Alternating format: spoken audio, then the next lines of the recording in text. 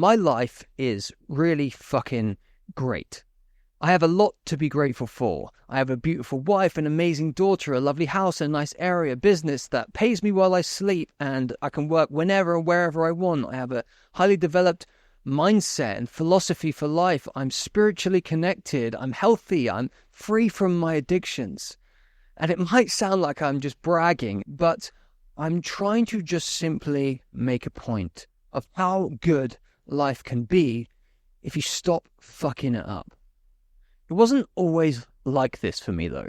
It's actually kind of a miracle that I made it to where I am today, because before I was a mess. I couldn't even keep a job for longer than a couple of days. I hurt the people that I loved and fucked up my relationships. I was always sick and in hospital with infections.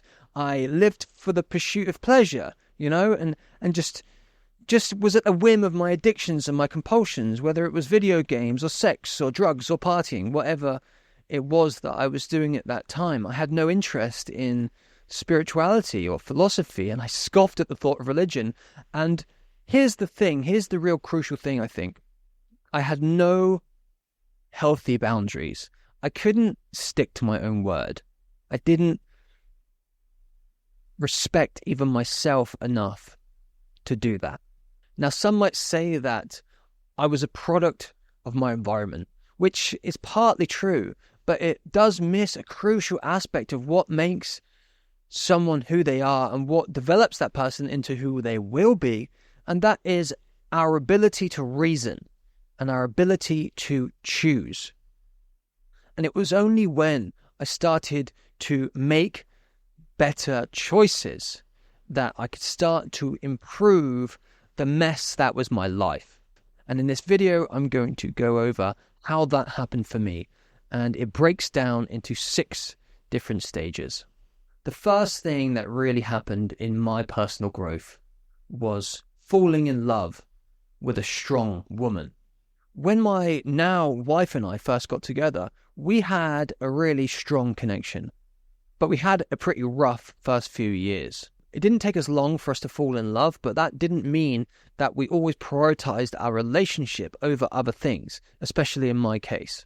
My wife is 4.5 years younger than me, but when we first got together, it was like she was actually 4.5 years more mature than I was. She grew up with addiction around her and even family members dying from drug overdoses. So naturally, when we got together and we fell in love, she fell in love with me. She didn't want the person that she loved to be using drugs because there was a risk that something like that could happen to me. And I'm a bit ashamed to say this, to be honest, but it didn't stop me. I wouldn't say that I was a drug addict exactly, but I was definitely addicted to the highs of partying and getting wasted in general. Every weekend and sometimes midweek, I would binge drink, and that would usually lead to me getting wasted on whatever drugs I could get my hands on. And my wife would inevitably find out about this. It's pretty obvious for most people when you can tell if someone else is on drugs. And she would get upset at the fact that I'd done drugs. But growing up for me was a different story. It seemed like everyone around me was using drugs, and it didn't really matter. So getting wasted and escaping reality was something that became a part of who I was during my teens. And I liked it. I liked who I was.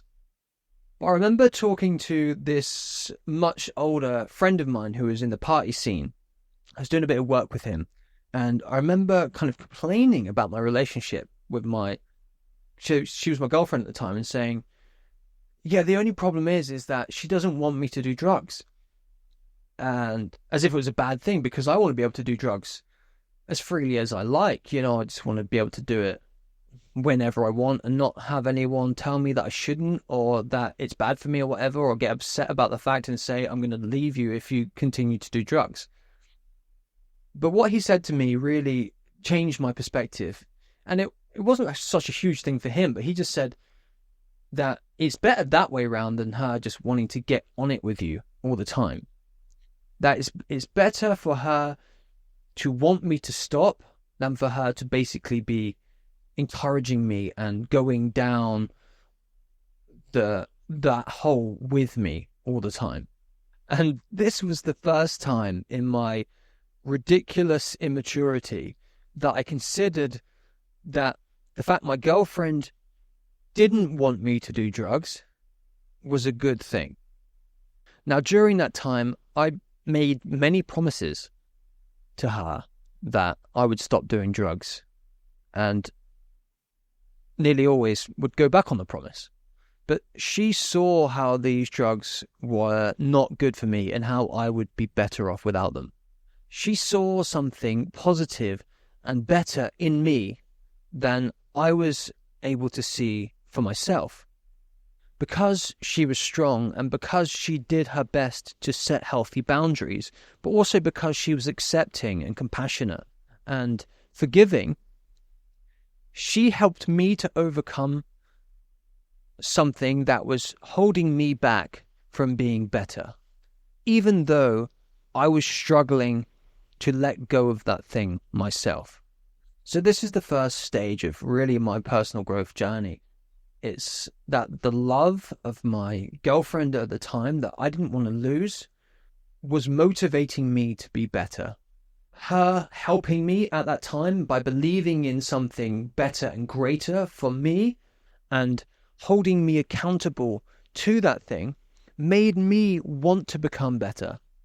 But at that time, I only really wanted to become better for her. I didn't yet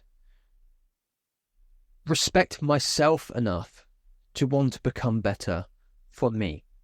Now, this leads us into the second stage of my personal growth, and that was an opportunity of a lifetime. This is when my eyes started to open to the real possibilities for me. I was introduced to a network marketing company through some guys that my best friend had met in New Zealand, and I live in the UK.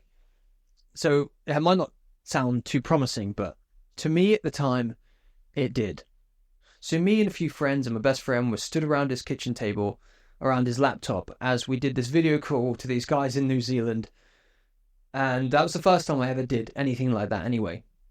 And they told us how people our age at the time, I was 20, 21, were making 10, 20k a month with time freedom, basically just talking to other people their age about these energy drinks. And instantly, I was hooked. Those few minutes on that call had turned a handle to a door within me, a door that held all the hidden desires that I had shut down because I didn't think it was possible.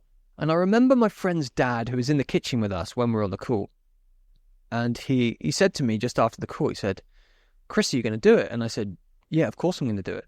And he asked me again the second time, as if almost prompting me to think, I should probably spend a little bit more time to think about this and see if it's a good idea. And he said, "You're going to do it?"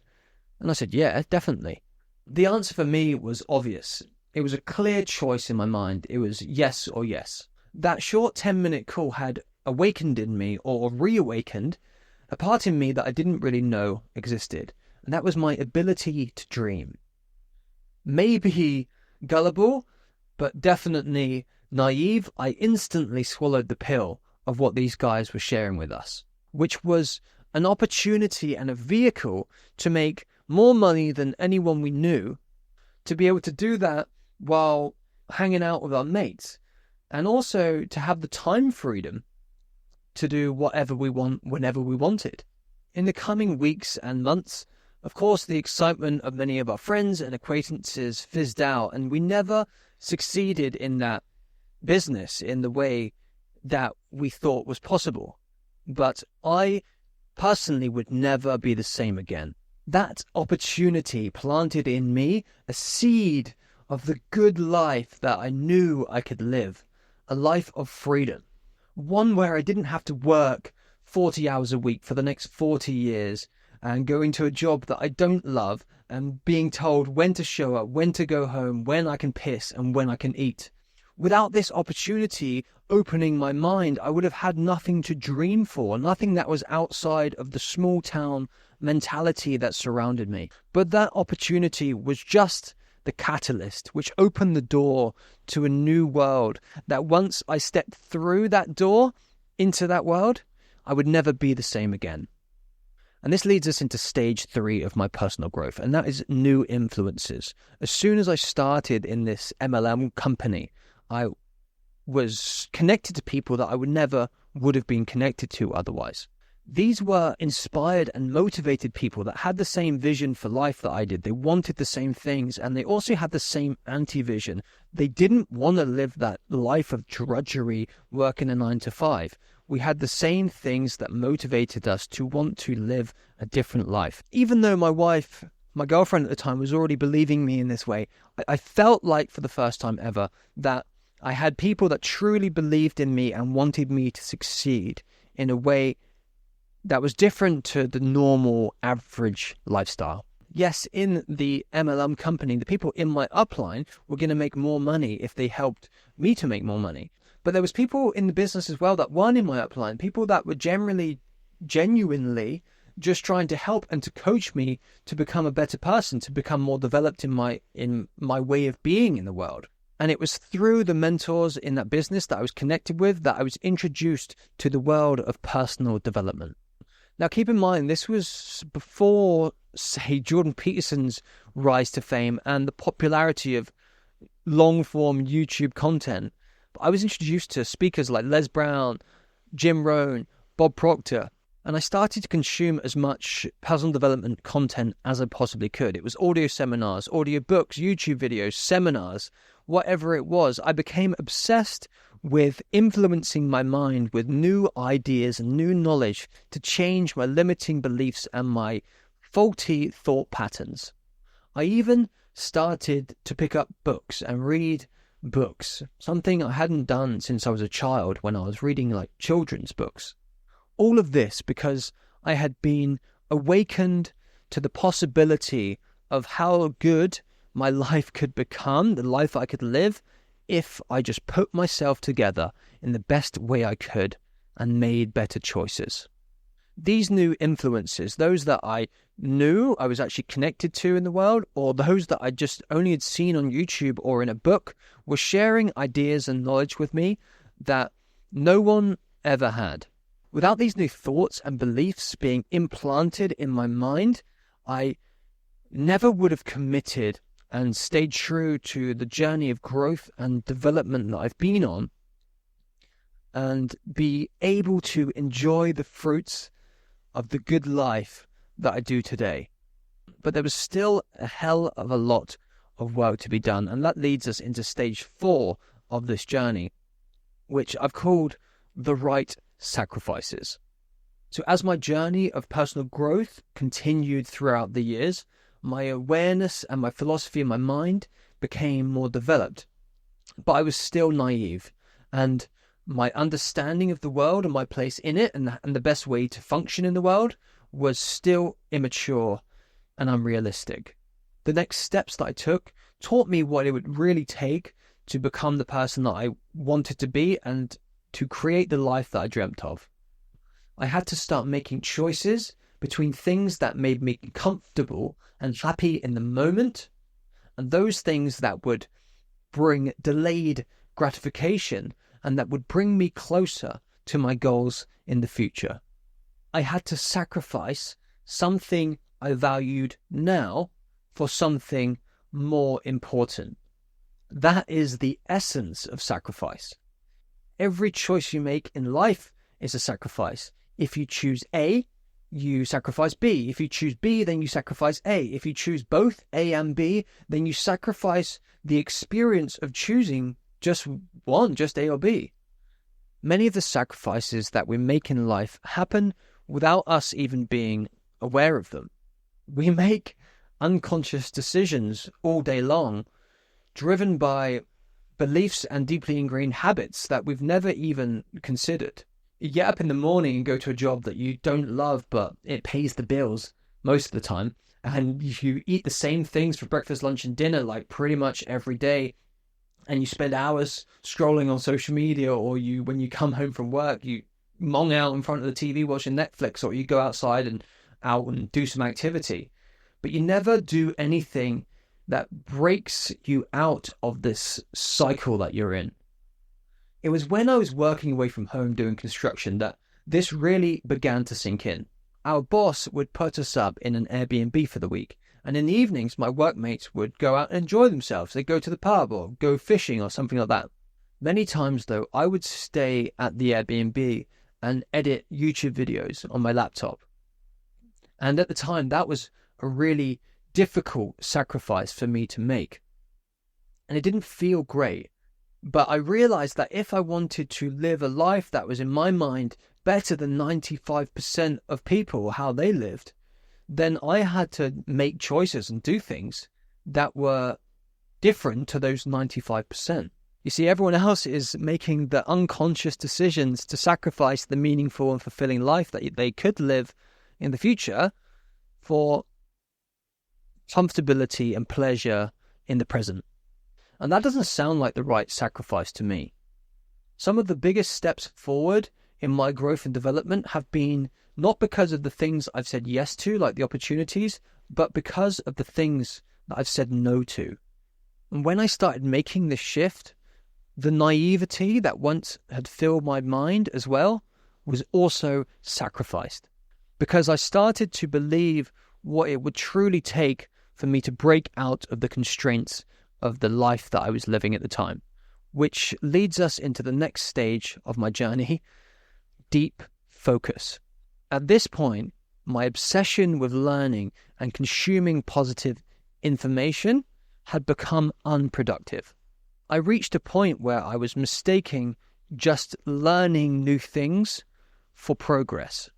Yes, the reprogramming of my mind was a crucial stage in my development, but now instead of just continually learning new things and trying to condition myself for success, I had to actually apply what I had learned. Up to this point, I had struggled to deeply focus on just one thing, and I had a serious case of shiny object syndrome. Moving from one thing to the next and believing for a short period of time that this was the thing that was going to create the level of success that I knew was possible. Even though I had learned to say no to the things that I knew weren't good for me, I still hadn't learned to discipline myself and stay focused on one positive thing for long enough for that thing to take off, until I came to a point of awareness. I knew I'd come a long way. I knew I'd learned a lot. But I got to a point where I was mistaking learning for progress. So I made a decision that I wouldn't learn anything new until I had fully applied what I had learned and seen the results of it. You see, the thing is, I knew exactly what I needed to do. I had all the information that I needed, but I had some limiting belief that was telling me that I needed to know more. The meaning and fulfillment and ultimately dopamine that I got from expanding my mind and learning new things had become like a drug. It wasn't serving me anymore, but I still hadn't stopped until I turned a corner. And looking back now, I see this as one of the most crucial and critical turning points that I'd made in my whole personal growth journey. This is when I truly started to mature, and when I became disciplined, chiseled, hardened. I decided that I would focus on just one thing until it worked. I would become deeply focused and apply everything that I'd learned to just one end. I would ignore the distractions and shiny objects to my left and to my right, and I would continue straight, no matter how I felt or how many obstacles that I encountered. Before this point, I had developed myself a great deal, but I was still a rough and unpolished product. It wasn't until I truly started to apply everything that I had learned up to that point that I started to turn my knowledge into wisdom and started to carve myself from a rough, undefined piece of rock into a distinct, clear-cut sculpture. Now, I've made a whole video on this process of development into a thing through the casting off of different potentialities. To become something, you have to sacrifice your potential to be everything else. When you have a block of stone by itself, you can make whatever you want out of that thing. But once you've made a sculpture out of it, it's very, very difficult to make that sculpture into something else because it has become that one thing. And that is the process of maturation. It's about becoming an adult. And I'll post that video into the comments below so you can check that out. Hopefully, if I've forgotten that and you want to see it, just comment below and tell me you want to see that link. Now, this brings us to the final stage of the journey that I'm mapping out in this video, which is asking for help. I realized that I couldn't do this on my own. I didn't have the power. The steps that I had taken thus far in my personal growth journey weren't isolated one-offs. Everything that I've covered in this video so far is still a lesson and a practice that I have to live out to this day. I have to let love guide me and put my relationship first. I have to surround myself with inspiring and encouraging influences. And I have to make the right sacrifices and focus deeply on the things that are most important. And all of this takes a lot of energy to do, especially in this world that's full of distractions and temptations. I get overwhelmed and stressed. I have down days where I feel like shit. I have times where I feel discontent and depressed. And these are all reasons why this last point is so powerful. It's what sustains me through the ups and downs and the shit that life throws at you. I realized that no matter how much I develop myself, no matter how good I become, I still can't control the chaos of life. So I need to put my faith and trust in something greater than just myself. For me, this meant forming a spiritual connection and building a relationship with what many people in the world call God. When I learned that no matter how well I put myself together, shit can still fall apart around me, that alone I wasn't enough, I realized that I needed to humble myself and ground my mind and my life in the intelligence that all things arise from. When I started to do this, when I started to give my life over to a power that was greater than myself and ask for its help, this is when I started to experience my life being guided in a way like never before. This is when I started to experience a peace of mind and a wholeness in my heart. No matter the circumstances in the world around me, my sense of fulfillment and worthiness were no longer a condition to the results that I had achieved in my life. I learned to believe in an intelligence that transcends all things, and I also learned that that power believes in me. And that understanding gives me more power and more confidence to move through the world and act as my best self than anything that I've ever encountered. So at that climax, this is where we come to the end of this journey. But in conclusion, personal growth is a never-ending, ongoing process, and it's full of ups and downs. But through commitment to the process, it can help you to climb out of those hell-like pits that you might find yourself in. But once you're out of those pits and on fairly level ground, it can also help you to understand and to accept that who you are right now, as you are, is enough. So you learn that it's okay to fully accept yourself as you are right now, but still walk the challenging path that guides you to growth and development and a better future for you and the whole world around you.